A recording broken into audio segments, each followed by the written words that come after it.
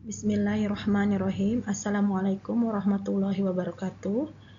Bagi teman-teman yang ingin belajar penyusunan Anjab dan ABK atau informasi jabatan pada jabatan pelaksana, yaitu pengelola layanan operasional, mari belajar bersama saya. Landasan hukum untuk penyusunan Anjab dan ABK yaitu Undang-Undang 20 tahun 2023 tentang Aparatur Sipil Negara, lalu PP 11 tahun 2017 tentang Manajemen PNS, PP 49 tahun 2018 tentang Manajemen P3K, lalu Permenpan 1 2020 tentang Pedoman Anjab dan ABK, lalu Perka BKN 9 tahun 2022 tentang tata cara pelaksanaan penyusunan kebutuhan ASN. Nah, tahapan penyusunan kebutuhan ASN yaitu pertama, menyusun analis jabatan, lalu kedua, menyusun analis beban kerja, lalu ketiga, menyusun peta jabatan, lalu diusulkan kebutuhan ASN-nya oleh instansi pemerintah, lalu penyampaian usul kebutuhan ya, dan terakhir itu harus ada analisis kebutuhan ASN yang diverifikasi oleh BKN. Hasil penyusunan kebutuhan ASN itu setiap tahun terdiri dari informasi jabatan, jumlah kebutuhan pegawai ASN, dan peta jabatan pada masing-masing unit organisasi. Nah, apa sih analisis jabatan itu? Yaitu proses pengumpulan, pencatatan, pengolahan, dan penyusunan data jabatan menjadi informasi jabatan. Nah, jenis jabatan ASN itu ada 3 ya. Pertama, jabatan pimpinan tinggi yaitu JPT Utama, Madya, dan Pratama. Lalu jabatan administrasi yaitu administrator, pengawas, dan pelaksana. Lalu jabatan fungsional, jabatan keahlian dan keterampilan. Informasi jabatan.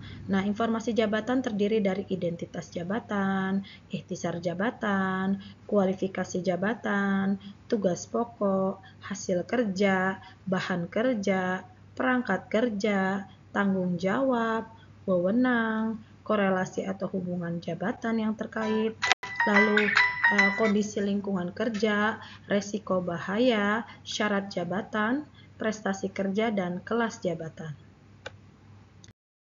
Nah, pemanfaatan informasi jabatan itu untuk apa aja? Yaitu pertama, untuk merencanakan pegawai. Jadi harus ada analisis beban kerjanya atau kebutuhan pegawai. Lalu untuk rekrutmen atau seleksi calon ASN ya. Lalu perencanaan karir atau pengembangan karir. Nah, pengangkatan dalam jabatan, ada standar kompetensi jabatan dan penilaian kompetensi. Lalu ada penilaian kinerja. Nah, ada standar kinerja dan kriteria kinerja. Lalu untuk dasar remunerasi atau evaluasi jabatan, bobot peringkat jabatan atau kelas jabatan. Lalu ada diklat, analisis kebutuhan diklat. Nah, apa sih tahapan pelaksanaan analisis jabatan itu? Ya, pertama adalah persiapan, yaitu merencanakan proses analisis jabatan dengan membentuk tim dan memberitahukan kepada unit organisasi yang akan menjadi sasaran. Nah, mengisi formulir analisis jabatan, lalu setelah itu mengumpulkan data jabatan dengan cara mengisi daftar pertanyaan, wawancara, observasi, dan referensi. Selain itu ada pengolahan data jabatan, yaitu menyusun uraian jabatan, menyusun spesifikasi jabatan, dan menyusun peta jabatan. Nah, verifikasi jabatan ini yaitu mengolah data jabatan diperiksa kebenarannya melalui pengecekan ulang untuk mengetahui ada tidaknya sih hal yang perlu diperbaiki terhadap informasi jabatan. Nah, ini poin-poinnya untuk mengisi informasi jabatan ya. Pertama adalah nama jabatan. Nah, ada jabatan struktural, pelaksana, atau fungsional. Kode jabatan yaitu mengacu pada sistem informasi ASN. Lalu unit kerja menunjukkan kedudukan jabatan ya. Ikhtisar jabatan yaitu ringkasan tugas jabatan yang dilakukan oleh pemangku jabatan yang tersusun dalam kalimat mencerminkan tugas pokoknya untuk pekerjaannya. Selanjutnya, kualifikasi jabatan yaitu terdiri dari pendidikan, pelatihan, atau pengalaman. Nah, tugas pokoknya itu paparan atau uraian semua tugas jabatan yang harus dilakukan oleh pemangku jabatan. Hasil kerjanya yaitu merupakan keluaran atau output dari pelaksanaan tugas jabatan yang diukur dihitung berdasarkan bukti fisik kegiatan. Nah, bahan kerjanya merupakan masukan yang yang diproses atau diolah ya untuk setiap uraian tugas. Nah, selanjutnya ada perangkat kerja ya, yaitu pedoman atau acuan yang digunakan untuk proses mengolah bahan kerja menjadi hasil kerja. Lalu tanggung jawab yaitu tuntutan jabatan untuk menyelesaikan pekerjaan dengan sebaik mungkin. Nah, kalau wewenang apa sih? Yaitu hak yang dimiliki oleh pemangku jabatan untuk mengambil tindakan atau sikap atau keputusan dalam melaksanakan tugas. Ya. Nah, selanjutnya ada korelasi jabatan atau hubungan kerja antar jabatan yang dianalisis dengan jabatan yang terkait dengan pelaksanaan tugas ya. Nah, kondisi lingkungan kerja misalnya ada aspek lokasi, suhu, udara, luas ruangan, letak penerangan, suara, dan keadaan lingkungan tempat kerjanya. Nah, resiko bahayanya yaitu potensi kejadian atau keadaan yang dapat membahayakan keselamatan atau kesehatan secara fisik ya. Artinya apa resiko dari bahaya dari pekerjaannya. Ya, selanjutnya ada syarat jabatan, yaitu persyaratan minimal yang dipenuhi oleh jabatan tersebut, misalnya keterampilannya, bakat kerjanya, minat kerjanya, ya. Lalu prestasi kerja yaitu diharapkan bernilai baik SKP-nya atau mungkin bisa di atas sangat baik ya. Nah, kelas jabatan itu kedudukan yang menunjukkan tingkat jabatan dalam susunan jabatan pada instansi pemerintah. Nah, ini formulir informasi jabatan seperti ini ya. Jadi ada nama jabatan, kode jabatan, unit kerja ya, ikhtisar jabatan, kualifikasi jabatan ya. Ada tugas pokoknya, hasil kerja, bahan kerja, perangkat kerja, lalu ada tanggung jawab, wewenang, korelasi jabatan, kondisi lingkungan kerja, syarat jabatannya apa saja ya, bagaimana bakat kerjanya, keterampilan kerjanya, dan fungsi pekerjaannya apa saja, serta prestasi kerja yang diharapkan seperti apa dan kelas jabatannya berapa. Baik, selanjutnya kita langsung praktek saja untuk menyusun anjab ABK ya, atau informasi jabatan. Ya, ini ada nama jabatannya yaitu pengelola layanan operasional, unit kerjanya misalnya di Kementerian Agama, ya, lalu JPT Pratamanya di Direktorat atau Kanwil Kementerian Agama Provinsi atau lainnya. Pengawasnya itu Subak Tata Usaha, ikhtisar jabatannya yaitu melakukan kegiatan pengelolaan layanan teknis.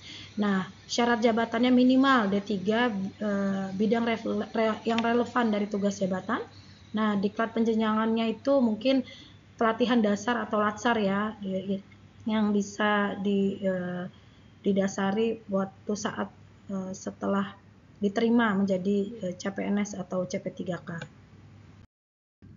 Nah, tugas pokoknya apa sih pengelola layanan operasional? Nih, pertama yaitu uraian tugasnya yaitu melakukan penyiapan kelengkapan atau bahan atau perangkat layanan ya. Hasil kerjanya adalah dokumen penyiapan kelengkapan bahan atau perangkat layanan. Nah, ini jumlah kerjanya bebannya setahun ini misalnya 12 dokumen.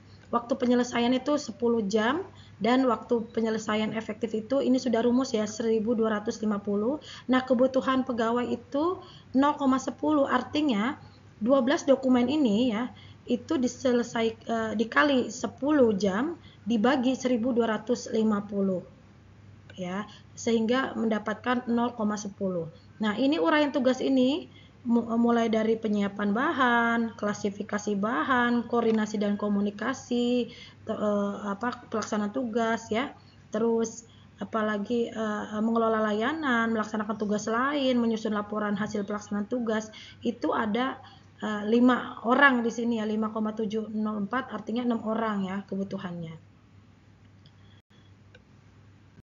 Nah, hasil kerjanya apa saja? Ya, ada dokumen penyiapan kelengkapan, ada dokumen klasifikasi, ada dokumen hasil koordinasi, lalu dokumen hasil koordinasi, hasil pengelolaan layanan, laporan hasil kegiatan penugasan, laporan hasil pelaksana tugas. Nah, bahan kerjanya itu data ya, data terkait identifikasi, dokumen terkait rekomendasi, dokumen data dan informasi dalam pelaksanaan kegiatan ya. Nah, perangkat kerjanya apa? SOP, yaitu Standard Operational Procedure atau SOTK, struktur organisasi tata kerja, dan aplikasi yang mendukung terkait. Jadi, di dunia birokrasi atau digitalisasi layanan ini sudah di setiap instansi ya, jadi harus pakai aplikasi. Ya. Nah, tanggung jawabnya apa aja? Ya, ketepatan dalam mengidentifikasi bahan rencana pengelolaan layanan sampai kepada ketepatan dalam menyusun laporan hasil pelaksanaan tugas.